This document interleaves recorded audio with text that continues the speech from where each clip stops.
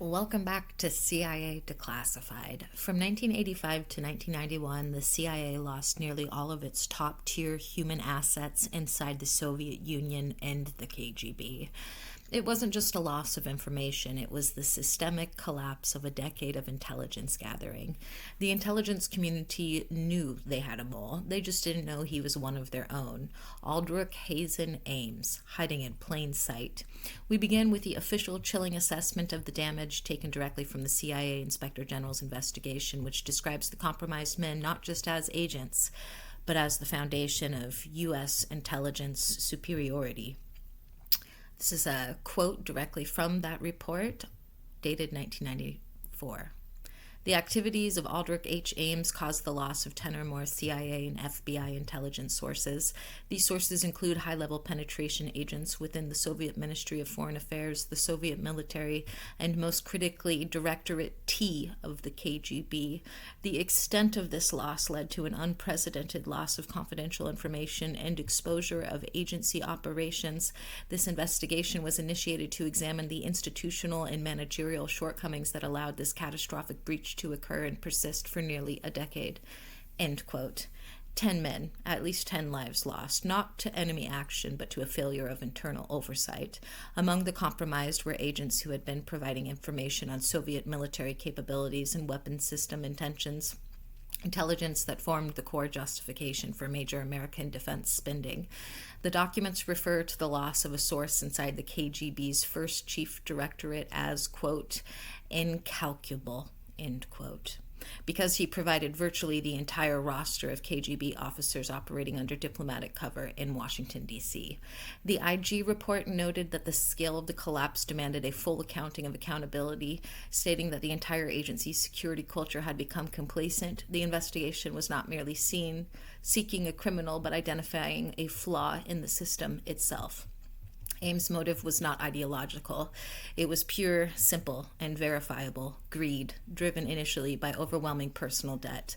The Department of Justice established that he received over $4.6 million from the KGB and its successor, the SVR, between 1985 and 1994. The money bought him a conspicuous, lavish lifestyle, which bafflingly went ignored by his employer. The most egregious failure highlighted in the IG report was the purchase of his $500,000 home in Arlington, Virginia.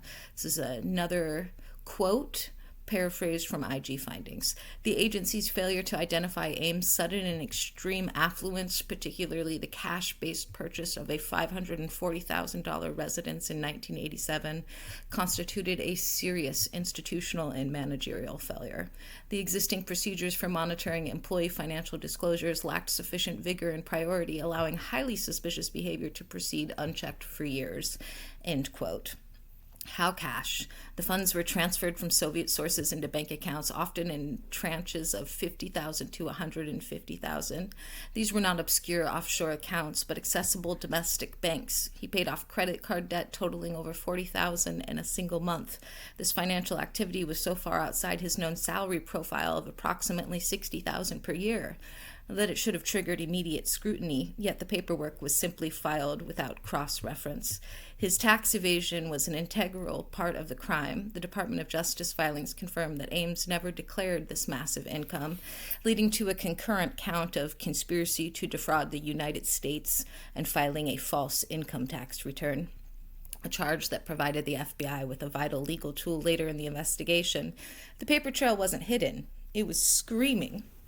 The deepest shock to the CIA's institutional confidence came from the failure of its primary counterintelligence defense, the polygraph. Ames passed his routine security examination in 1986 and again in 1991, despite being a catastrophic double agent at the time of both.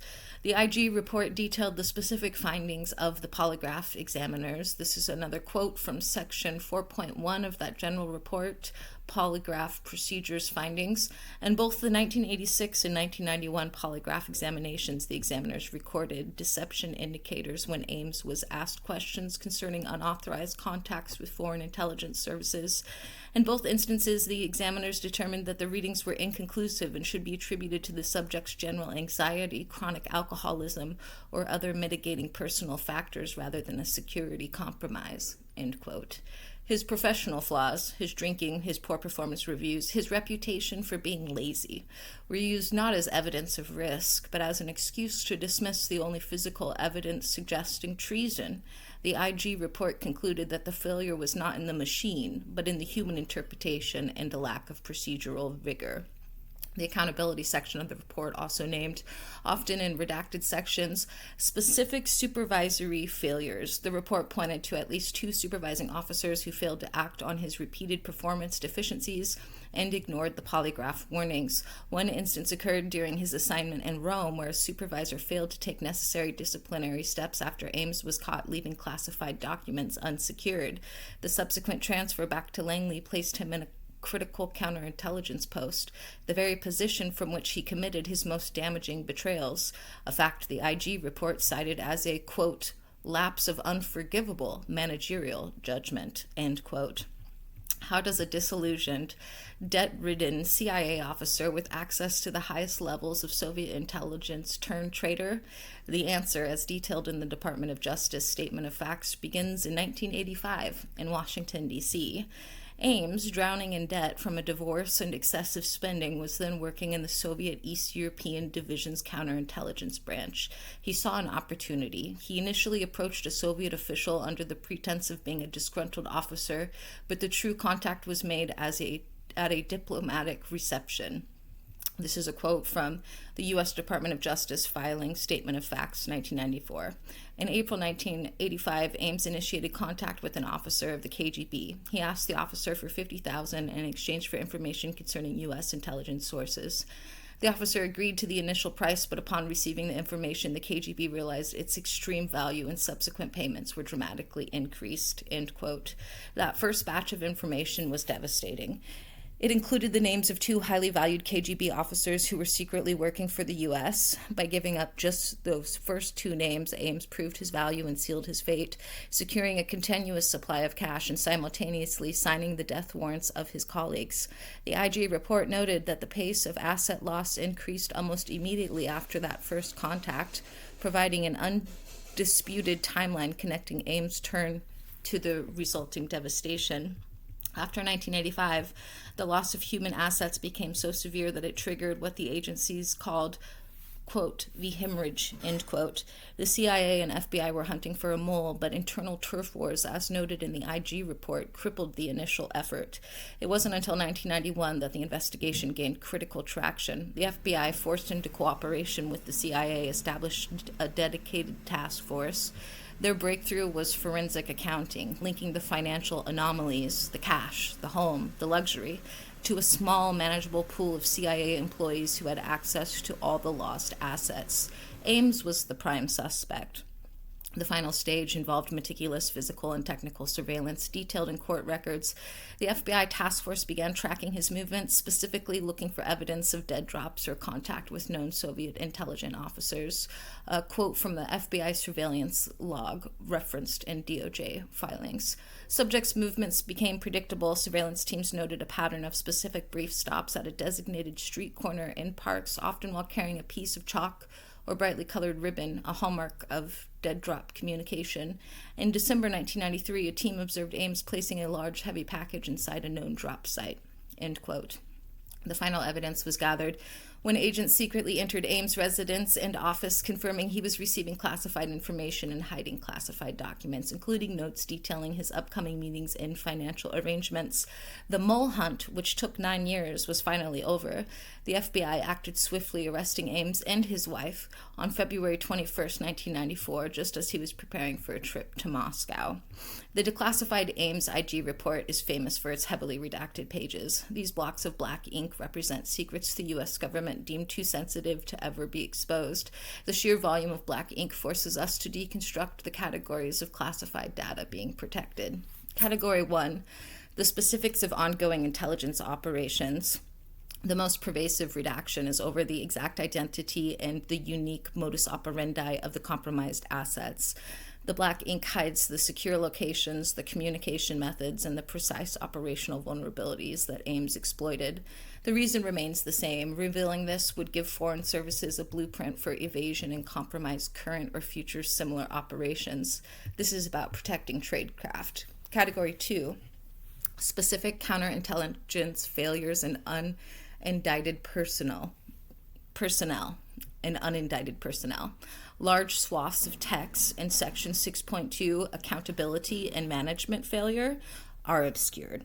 This section details the internal disciplinary actions taken. While the public knows many people were forced out, the redacted text likely names senior supervisory personnel who were mandated into early retirement or stripped of security clearances.